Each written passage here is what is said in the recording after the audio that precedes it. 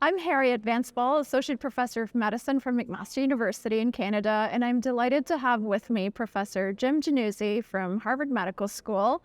And we are here at HFA 2023 to discuss the late-breaking clinical trials. A lot going on, absolutely. So tell us what sprung to mind. We had an array of trials, phase 1 through to phase 3, and then some phase 4 trials. Why don't we start off recapping the earlier phase trials that are potentially impactful? Yeah, so, you're absolutely right. One of the really amazing things about this meeting, which is so robust, is that there are trials across the entire spectrum of development that were presented, and many of which were really exciting, really giving us a sense that we can see the future developing right in front of our eyes. In terms of phase 1 studies phase 1 or early phase 2, we saw a number of therapeutics aiming at novel mechanisms of disease or technologies aiming at diseases that don't really have therapeutics available to them. So, for example, there was a presentation of an antibody aimed at removing transthyretin amyloid from the myocardium. As you know, there are phase 2 and phase 3 studies looking at silencing of the genes or even knocking them out to shut off transthyretin. But that doesn't remove it from the myocardium. And there was a phase 1 study showing a monoclonal antibody could actually reduce the extracellular volume in the myocardium, implying removal of transthyretin from the heart. There were other phase 2 studies. We presented a study called TRACER-HF, which was a trial looking at a repurposed therapy.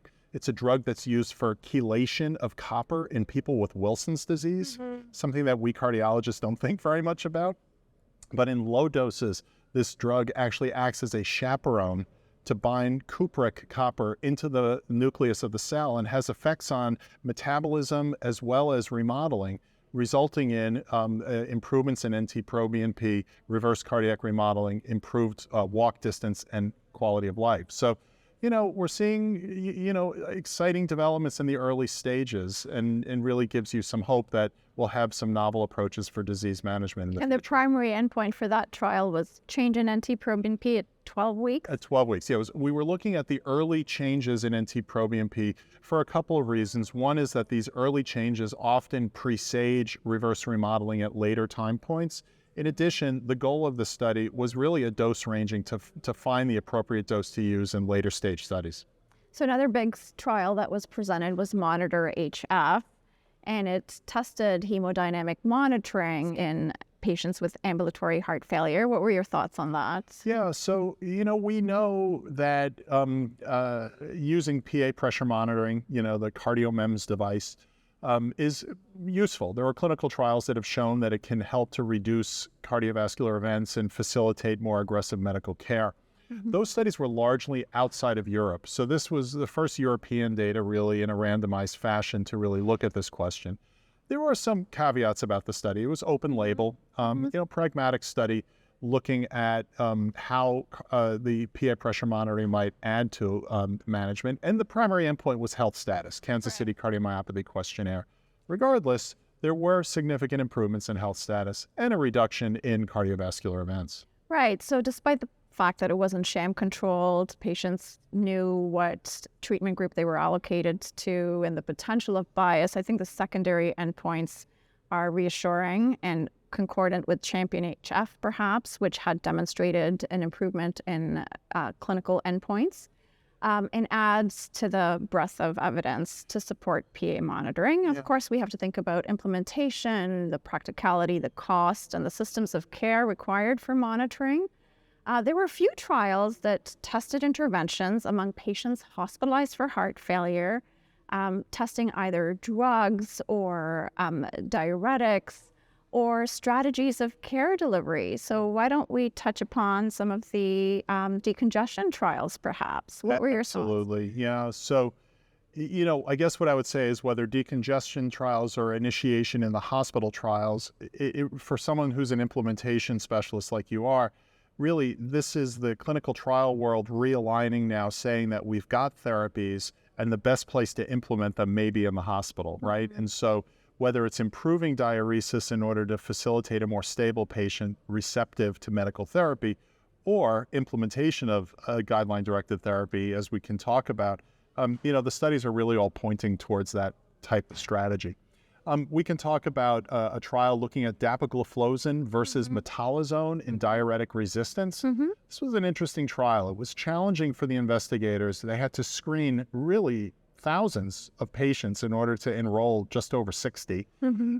These patients were diuretic resistant, essentially inadequate diuresis after 24 hours in acute heart failure, randomized to dapagliflozin versus a thiazide diuretic, metolazone at 5 or 10 milligrams to achieve diuresis. And the end of the story on this one is that there was no difference, really, statistically speaking, in terms of diuretic efficiency at 24, 48, or 96 hours, 72 hours, as well as urine volume, urine sodium, or other measures of decongestion. The glass being half full, we have an alternative to a thiazide diuretic in the sense that we're going to be starting an SGLT2 inhibitor anyway, probably in these patients. The glass being half empty, it wasn't better than metolazone. Right, and on the given the background evidence to support the use of SGLT2 inhibitors in acute decompensated heart failure, one might say that now we have evidence that it is at least as effective as metolazone, which is used more commonly and has not been shown to reduce cardiovascular endpoints. Yeah, I agree with that. It also, as I was watching the presentation, I was thinking to myself, we're going to be using SGLT2 inhibitors anyway in acute heart failure, so it provides reassurance, as you say, that it may help us to avoid the use of thiazides whenever possible. So Transform-HF presented their secondary outcomes, so the effect of ToRsemide versus furoSemide on health status, and demonstrated no significant change in health status. What are your thoughts on that? Yeah, well, it's consistent with the primary endpoint, right? Health status is assessed by the Kansas City Cardiomyopathy Questionnaire. In many ways is a biomarker, right? It's in some ways similar to NT-proBNP. So if you see a primary endpoint that's no different, it's pretty implausible that a loop diuretic compared to another loop is going to be associated with a difference in health status. Now, if one was more effective at decongestion, perhaps you would have seen that, but that did not surprise me too much. Right, so instead of this fixation on the choice of diuretic, just get on with decongestion using the right dose of whatever strategy you choose, and then focus on evidence-based therapies during the inpatient setting. There were a couple of, we should talk about PARAGLIDE. Absolutely. Yes. Yeah. Why don't you hit off? Yeah, absolutely. So, this was a study that some people said did not need to be done. And what I mean by that, this is a trial of patients with heart failure with mildly reduced or preserved EF, hospitalized with acute heart failure, a baseline NT-proBNP of 500 or greater in sinus rhythm, 1,000 or greater in AFib, with symptomatic failure, obviously, randomized to receive either valsartan or sacubitril valsartan. Why did people say it didn't necessarily need to be done? Because we already have guideline recommendations regarding HFpEF with respect to the use of sacubitril valsartan. This opens up the hospitalization, however, for implementation, a place where initiation of all of the therapies we give is associated with better persistence after discharge. So in the PARAGLIDE trial, 446 patients randomized to receive either therapy. The primary endpoint was proportional change in NT-proBNP, and in randomization to sacubitril valsartan was associated with a significant reduction, a 15% greater reduction in NT-proBNP beyond valsartan. They also looked at clinical endpoints, including a win ratio approach of clinical events in NT-proBNP.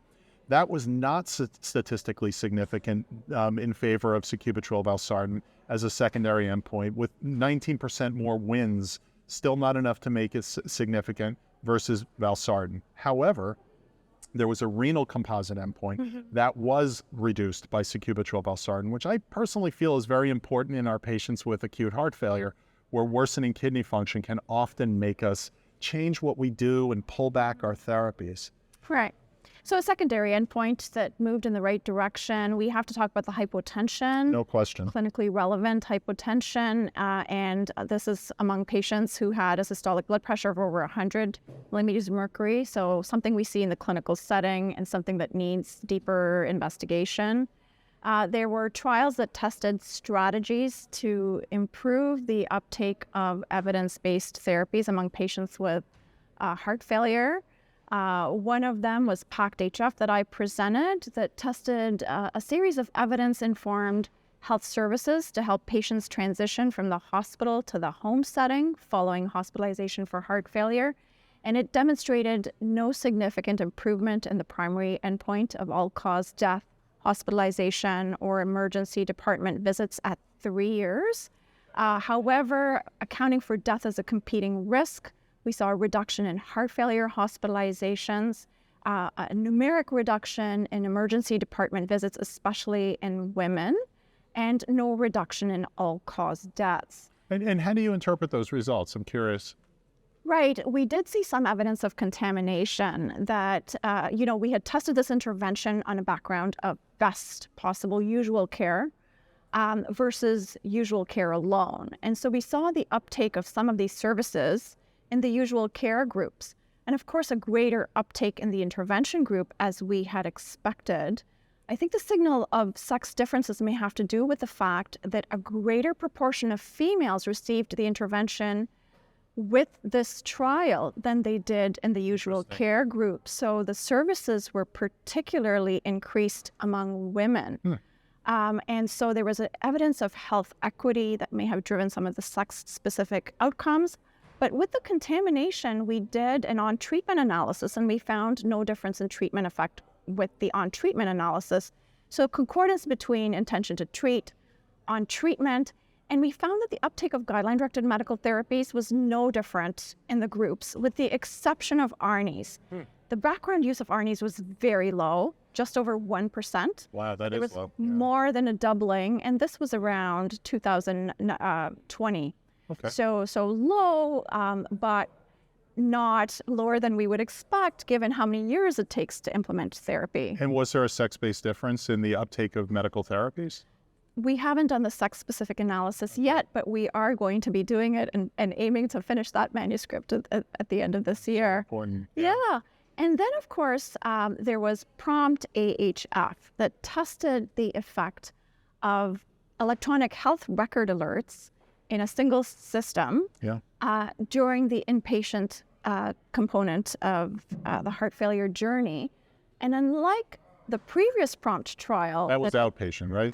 That's right, and demonstrated the effectiveness of these prompts given to providers who were taking care of ambulatory patients.